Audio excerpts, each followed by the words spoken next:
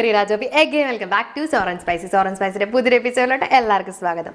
ഇന്ന് ഞാൻ ചെയ്യാൻ പോകുന്നത് വളരെ സിമ്പിൾ ആയിട്ടുള്ള ഒരു മുട്ടക്കറിയാണ്. നമ്മുടെ അപ്പത്തിൻ്റെ കൂടെ പൊറോട്ടയുടെ കൂടെ ചപ്പാത്തിയുടെ കൂടെ കഴിക്കാൻ വേണ്ടിയിട്ട് നല്ല അടിപൊളി ഒരു കോമ്പിനേഷനാണ്. വളരെ പെട്ടെന്ന് നമുക്ക് റെഡിയാക്കി എടുക്കാം.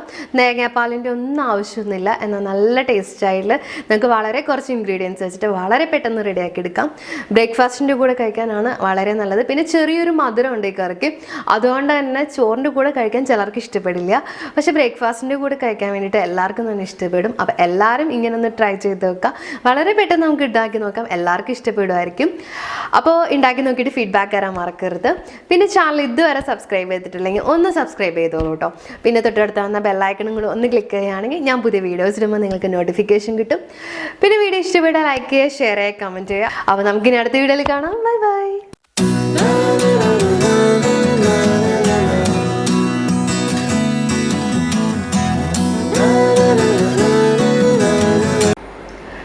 അപ്പോൾ മുട്ടക്കറി റെഡിയാക്കാൻ വേണ്ടിയിട്ട് നമുക്ക് ആകെ ഇത്രയും കാര്യങ്ങൾ ആവശ്യമുള്ളൂ. അപ്പോൾ അതിന് ഇൻഗ്രീഡിയൻസ് എന്തൊക്കെയാണെന്ന് പറയാം. ഞാനിവിടെ ഒരു വലിയ 4 സവോള വളരെ കനം കുറച്ച് അരിഞ്ഞെടുത്തിട്ടുണ്ട്. ഇത് വളരെ കനം കുറച്ച് നിങ്ങൾ അരിഞ്ഞെടുക്കണം. നമ്മൾ നന്നായിട്ട് വാട്ടിയെടുക്കാനുള്ളതാണ്. അപ്പം നന്നായിട്ട് വാടി വരണമെങ്കിൽ എത്ര കനം കുറച്ച് അരിയാവോ അത്രയും കനം കുറച്ച് അരിയാൻ ശ്രമിക്കാം. 4 സവോള എടുത്തെന്ന് വെച്ച് പേടിക്കൊന്നും വേണ്ട. ഇത് വാടി വരുമ്പോൾ വളരെ കുറച്ച് ക്വാണ്ടിറ്റി ഉണ്ടാവുള്ളൂ. പിന്നെ ഞാനൊരു 4 മുട്ട പുഴുങ്ങിയെടുത്തിട്ടുണ്ട്. ഇത് ഞാൻ ചെറുതായിട്ടൊന്ന് വരഞ്ഞിട്ടുണ്ട് കേട്ടോ, സൈഡൊന്ന് വരഞ്ഞു കൊടുത്തിട്ടുണ്ട്. അപ്പോൾ നമ്മുടെ മസാലയൊക്കെ നന്നായിട്ട് മുട്ടയിൽ പിടിച്ചോളും. അങ്ങനെ വരഞ്ഞെടുത്തൊരു 4 മുട്ടയാണിത്. പിന്നെ ഒരു 1/2 ടേബിൾ സ്പൂൺ ഇഞ്ചി വെളുത്തുള്ളി പേസ്റ്റ് വേണം. ഞാനിവിടെ ചതച്ചെടുത്തിട്ടുള്ളൂ കേട്ടോ. അല്ലെങ്കിൽ നിങ്ങളുടെ കയ്യിൽ പേസ്റ്റ് ആയിട്ടുള്ളെങ്കിൽ ഇഞ്ചി വെളുത്തുള്ളി പേസ്റ്റ് ഇടാം, അല്ലെങ്കിൽ 1/2 ടേബിൾ സ്പൂൺ ഇഞ്ചി വെളുത്തുള്ളി ചതച്ചത് ചേർത്ത് കൊടുക്കാം. പിന്നെ ഒരു 3 പച്ചമുളക് നീളത്തിൽ കീറിയെടുത്തിട്ടുണ്ട്. എരിവിനനുസരിച്ച് കൂട്ടിയെടുക്കാം. പിന്നെ 1/2 ടീസ്പൂൺ മഞ്ഞൾപ്പൊടി വേണം. പിന്നെ ഒരു 1/2 ടേബിൾ സ്പൂൺ മല്ലിപ്പൊടി വേണം. ഒരു 3/4 table spoon Kashmiri chilli powder വേണം. അപ്പോൾ നിങ്ങൾക്ക് കുറച്ചും കൂടി എരിവ് ആവശ്യമുണ്ടെങ്കിൽ പച്ചമുളകിൻ്റെ എണ്ണം കൂട്ടി കൊടുത്തിട്ട് മുളക് പൊടിയുടെ അളവ് കുറച്ച് കൊടുക്കാട്ടോ. കാരണം മുളക് പൊടി കൂട്ടി കൊടുത്തു കഴിഞ്ഞാൽ നമ്മുടെ കറിക്ക് ഒരു ചുവന്ന കളർ വരും. ഇതൊരു ബ്രൗൺ കളറായിട്ടാണ് നമ്മൾ എടുക്കുന്നത്. പിന്നെ 1 ടീസ്പൂൺ ഗരം മസാല വേണം. ആവശ്യത്തിന് ഉപ്പ് വേണം. കുറച്ച് കറിവേപ്പില വേണം. പിന്നെ ഒരു നുള്ള് പഞ്ചസാര വേണം. നമ്മുടെ കറിക്ക് ചെറിയൊരു മധുരത്തിന് വേണ്ടിയിട്ട് ഞാൻ പഞ്ചസാര ചേർക്കുന്നുണ്ട്. നിങ്ങൾക്ക് ഇഷ്ടമാണെങ്കിൽ ചേർത്താൽ മതി. പിന്നെ ഒരു 2 ടേബിൾ സ്പൂൺ വെളിച്ചെണ്ണ വേണം. അപ്പോൾ ഇത്രയും കാര്യങ്ങൾ മതി നമുക്ക് മുട്ടക്കറി റെഡിയാക്കി എടുക്കാൻ വേണ്ടിയിട്ട്. അപ്പോൾ നമുക്ക് ഇത്രയും കാര്യങ്ങൾ വെച്ച് എങ്ങനെയാണ് നല്ല അടിപൊളി മുട്ടക്കറി റെഡിയാക്കാൻ നോക്കാം. അപ്പോൾ മുട്ടക്കറി റെഡിയാക്കാൻ വേണ്ടി ഞാനിവിടെ ഒരു പാൻ വെച്ച് കൊടുത്തിട്ടുണ്ട്. പാൻ നന്നായി ചൂടായി വന്നിട്ടുണ്ട്. ഇനി അതിനകത്തോട്ട് വെളിച്ചെണ്ണ ചേർത്ത് കൊടുക്കുകയാണ്. വെളിച്ചെണ്ണ വളരെ കുറച്ച് ആദ്യം ചേർത്താൽ മതി കേട്ടോ. പിന്നെ നമുക്ക് സവാള വഴറ്റുന്നതനുസരിച്ച് ആവശ്യമുണ്ടെങ്കിൽ ചേർത്ത് കൊടുക്കാം. അപ്പോൾ ഓയിൽ നന്നായി ചൂടായി വന്നിട്ടുണ്ട്. ഇനി അതിനകത്തോട്ട് സവാള ചേർത്ത് കൊടുക്കാൻ പോവാണ്.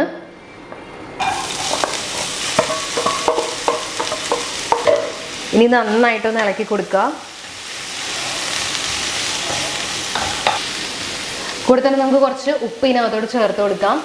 അപ്പോൾ സവാള പെട്ടെന്ന് വഴന്ന് കിട്ടും. സവാള നല്ല ഫ്രൈ ആയി പോകരുത് കേട്ടോ. നമുക്ക് നന്നായിട്ട് വാടി എടുക്കുന്നത്. ഞാൻ കുറച്ചും കൂടി ഓയിൽ ഒഴിച്ച് കൊടുക്കുകയാണ്. സവാള ഫ്രൈ ചെയ്യാതെ നമ്മൾ നന്നായിട്ട് വഴറ്റിയെടുക്കണം. തീ മീഡിയം ഫ്ലെയിമിലിട്ട് വഴറ്റി കഴിഞ്ഞാൽ നന്നായിട്ട് നമുക്ക് വഴന്ന് കിട്ടും. ഒട്ടും ഫ്രൈ ആവാതെ തന്നെ കിട്ടും. അപ്പോൾ ഞാൻ നന്നായിട്ട് ഇളക്കി കൊടുത്തിട്ടുണ്ട്. കൂടെ തന്നെ നമുക്ക് പച്ചമുളകും കറിവേപ്പിലയും കൂടി ചേർത്ത് കൊടുക്കാം. ഇനി ഇതൊന്ന് നന്നായിട്ട് മിക്സ് ചെയ്ത് ഇളക്കി കൊടുക്കുക. ഇതൊന്ന് വഴന്ന് വരുമ്പോൾ നമുക്ക് ഇഞ്ചി വെളുത്തുള്ളി ചതച്ചത് ഇതിനകത്തോട്ട് ചേർത്ത് കൊടുക്കാം. അപ്പോൾ നമ്മൾ സവോള ചെറുതായിട്ടൊന്ന് വഴന്ന് വന്നിട്ടുണ്ട്. ഇനി ഞാൻ ഇതിനകത്തോട്ട് ഇഞ്ചി വെളുത്തുള്ളി ചതച്ചത് ചേർത്ത് കൊടുക്കാൻ പോവാണ്.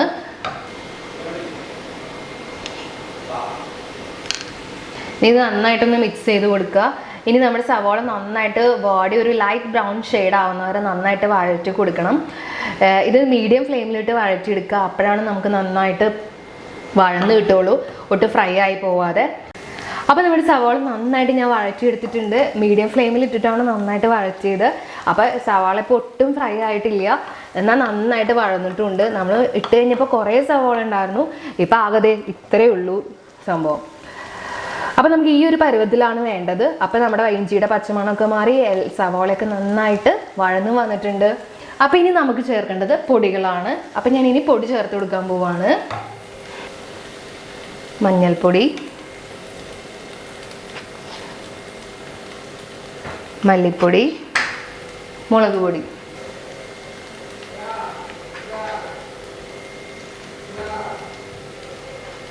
ഗരം മസാല. എന്നിട്ട് ഇത് നന്നായിട്ടൊന്ന് വഴറ്റി കൊടുക്കുക. തീ ഏറ്റവും ലോ ഫ്ലെയിമിൽ വെച്ചിട്ട് ഇത് നന്നായിട്ടൊന്ന് വഴറ്റിയെടുക്കുക. വേണമെങ്കിൽ ഒരല്പം വെളിച്ചെണ്ണ കൂടി ചേർത്ത് കൊടുക്കുക കേട്ടോ. അടിയിലെങ്ങാനും പിടിക്കാമെന്ന് തോന്നുകയാണെങ്കിൽ ഞാനിപ്പോൾ ഒരല്പം വെളിച്ചെണ്ണ ചേർത്ത് കൊടുക്കുകയാണ്. എന്നിട്ട് ഇത് കുറച്ച് നേരം ഒന്ന് നന്നായിട്ട് വഴറ്റിയെടുക്കാം. അപ്പോൾ ഞാൻ നന്നായിട്ട് വഴറ്റി കൊടുത്തിട്ടുണ്ട്. നമ്മുടെ പൊടികളിലൊക്കെ പച്ചമണമൊക്കെ മാറി നന്നായിട്ട് മൂത്ത് വന്നിട്ടുണ്ട്. നിങ്ങൾ ലോ ഫ്ലെയിമിൽ തന്നിട്ട് ചെയ്യാം കേട്ടോ ഇത്. എന്നിട്ട് നന്നായിട്ട് കുറച്ച് നേരം ഒന്ന് വഴറ്റി കൊടുത്താൽ മതി. അപ്പോൾ നമ്മുടെ സവാളയായിട്ട് നമ്മുടെ പൊടികളൊക്കെ നന്നായിട്ട് മിക്സ് ആയിട്ടുണ്ട്.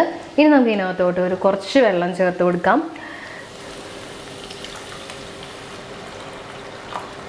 ഞാനിപ്പോൾ ഒരു 3/4 കപ്പ് വെള്ളം ചേർത്ത് കൊടുത്തിട്ടുണ്ട്. എന്നിട്ട് തീ ഒന്ന് കൂട്ടി വയ്ക്കുക. ഇപ്പം വെള്ളവും സവാളയൊക്കെ കൂടി നന്നായിട്ട് മിക്സ് നല്ല തിക്ക് ഗ്രേവി ആയിട്ട് വന്നിട്ടുണ്ട്. എന്നിട്ട് തീ ഒന്ന് കൂട്ടിയിട്ട് നന്നായിട്ട് ഇതൊന്ന് തിളപ്പിക്കുക. ഇതിനകത്തോട്ട് ഞാൻ ഒരു നുള്ള് പഞ്ചസാരയും കൂടി ചേർത്ത് കൊടുക്കുകയാണ്.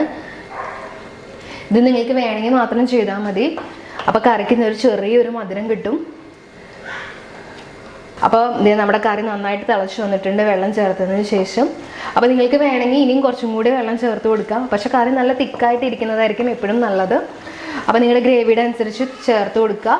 അപ്പോൾ എല്ലാം കൂടി നന്നായിട്ട് മിക്സായി വന്നിട്ടുണ്ട്. ഇനി ഞാൻ ഇതിനകത്തോട്ട് മുട്ട ചേർത്ത് കൊടുക്കുകയാണ്. ഇത് ഞാൻ 4 സൈഡ് ഒന്ന് വരഞ്ഞ മുട്ടയാണ്. അപ്പോൾ ഇത് നന്നായിട്ട് മസാലയൊക്കെ ഇതിനകത്ത് പിടിച്ചോളും. അപ്പോൾ ഞാൻ മുട്ട ചേർത്ത് നന്നായിട്ട് മിക്സ് ചെയ്ത് കൊടുത്തിട്ടുണ്ട്. ഇനി നമുക്കിത് മൂടി വെച്ചിട്ട് ഒരു 3 മിനിറ്റ് ഒന്ന് വേവിച്ചെടുക്കാം. ഏറ്റവും ലോ ഫ്ലെയിമിൽ ഇടാം കേട്ടോ. അപ്പോൾ ഞാനിത് ഏറ്റവും ലോ ഫ്ലെയിമിൽ ഇട്ടിട്ട് ഒരു 3 മിനിറ്റ് മൂടി വെച്ച് വേവിച്ചെടുക്കുന്നുണ്ട്. അപ്പോൾ നമുക്കൊന്ന് 3 മിനിറ്റ് കഴിഞ്ഞിട്ട് നമുക്ക് തുറന്ന് നോക്കാം. അപ്പോൾ ഒരു 3 മിനിറ്റ് ആയിട്ടുണ്ട്. നമുക്കൊന്ന് തുറന്ന് നോക്കാം. കറി കുറച്ചും കൂടി ഒന്ന് തിക്കായി വന്നിട്ടുണ്ട്. അപ്പോൾ നിങ്ങൾക്ക് ഗ്രേവിയുടെ അനുസരിച്ച് നിങ്ങൾ വറ്റിച്ചെടുക്കാം. ഇനി വേണമെങ്കിൽ ഗ്രേവി കുറച്ചും കൂടി ആവശ്യമുണ്ടെങ്കിൽ നിങ്ങൾ കുറച്ചും കൂടി വെള്ളം ചേർത്ത് കൊടുക്കാം. ഇപ്പോൾ ഇത് കറക്റ്റ് പാകമാണ്.